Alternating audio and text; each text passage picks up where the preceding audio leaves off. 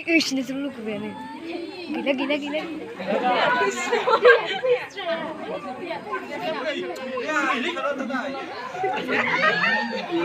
Oh, lima. Oh, ini. Lima.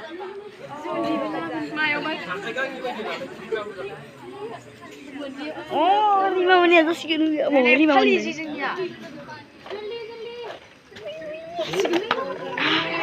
Wah, dulu kenapa lah?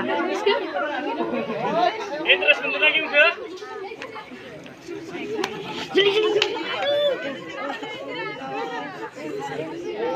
Gelasku semua lah deh.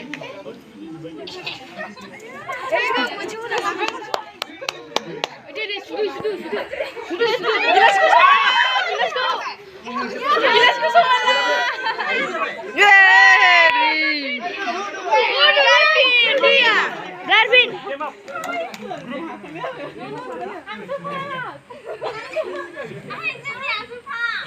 Lebih pas.